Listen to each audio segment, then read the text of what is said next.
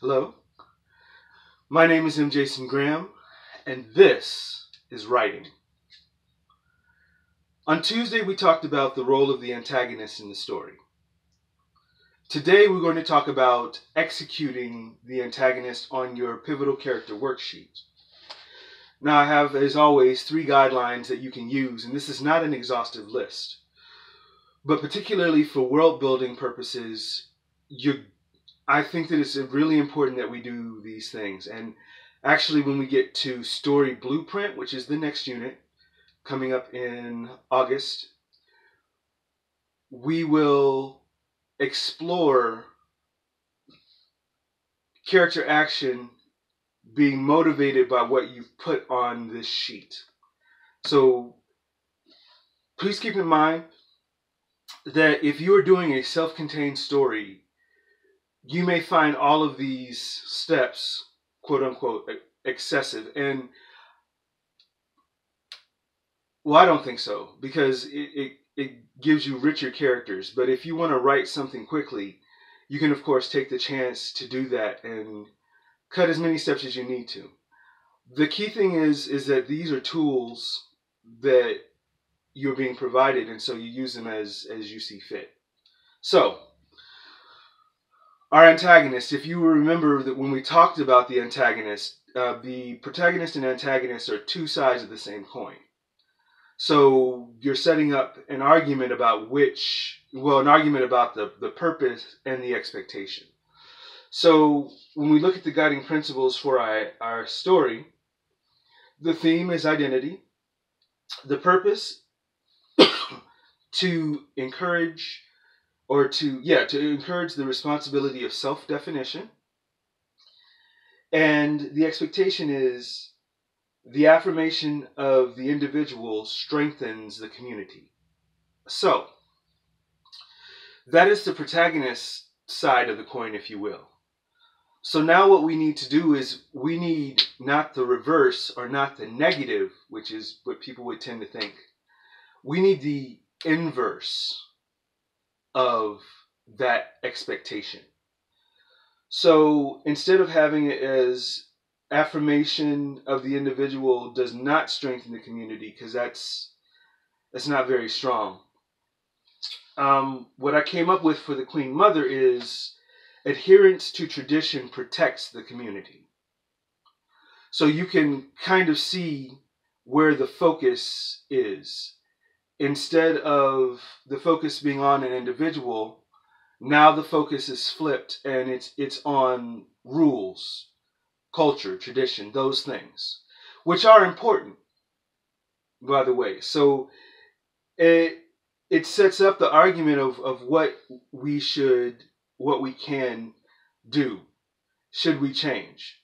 Those kinds of questions can come to bear. And pretty much and there's a lot of story, including Black Panther, that actually fits into this paradigm of adherence to tradition, protecting the community. So that's the first thing. So you have to create the inverse of the expectation so that now you have a general ideology of what the Queen Mother is supposed to represent in the story. The next thing that you want to do is you want to create a sharp contrast between the protagonist and the antagonist. Again, this is not about creating something that's an opposite or even a dark mirror image of the protagonist per se. Although it can look like that depending on the genre of the story that you're writing. But it's really more about creating a contrast that highlights the differences between the characters. So, of course, you can do that with the character's physicality. In this particular case, I've decided on the Queen Mother, so she's a woman, as opposed to our protagonist that's a man. She's also going to be twice his age. So there's a difference of kind of young and old, quote unquote. But the ideology of the character is really where the stark contrast needs to happen. And so that would be in the psyche.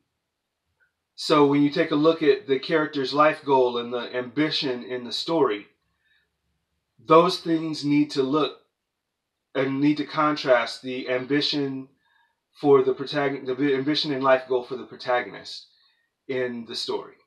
Now, I have not yet completed her character or her pivotal character worksheet, and due to my trip to Indy for Gen Con, to do my first workshop at Gen Con, I will do my best to finish it this weekend so that you can have access to it and take a look at it, but I can't make any promises.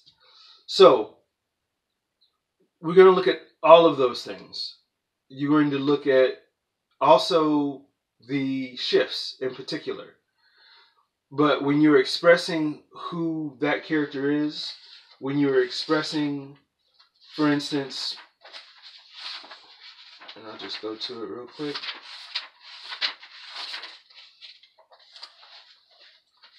When you're expressing the moral standard, when you're expressing the ambition, as I said, the life goal, when you're expressing the temperament, the coping mechanisms, all of those things should be in stark contrast to the protagonist so that we get a completely different character, but that character is still relatable. Remember, it is all about but for the grace of God, go I. And if you can get your audience to identify with your antagonist, then you get them engaged in the conversation. The last suggestion I have is you front load discoveries. So, in particular, during the course of the story, things get revealed about characters. Generally, it's the protagonist. Things that happened to them in their past that motivated who they are today. But it shouldn't only be the protagonist. Because remember, you want to make your antagonist relatable as well. So there are things that need to be discovered about them. And you do that through shifts. It may seem like a very small thing now, but when we get to character action and we get to story action and the story within the story blueprint, you're going to see how all of these things fit together. And then definitely when we get to epic architecture, because that's what this is about. And remember, this story I'm planning there to be essentially 16 episodes. So 4 movies worth of story. Then it becomes very important because you'll have things to pull back from all of these characters to pull into the forefront. And all of them, including their foils, will need to be represented and explored in order to get the vast vision of what the world is. So, in my particular case with the Queen Mother, since she is at least in her 60s, I'm actually going to give her 6 shifts that will lead her into the action of this story. You could do with 5, but I think that it's profound enough and the character is large enough that she could use a 6th shift. Another final thing that you want to remember about your antagonist is that you have to make them a little bit stronger than your protagonist. And I use the word have to. You should.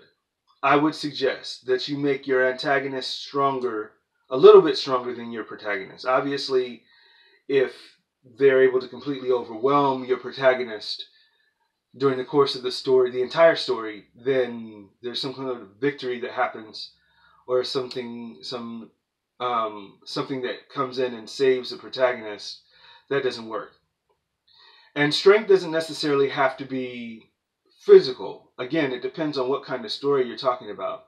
In this particular case, since we're talking about traditions and community and the individual, we're probably looking at more social power, social construct, as it were, a war, a battle of wills and cunning.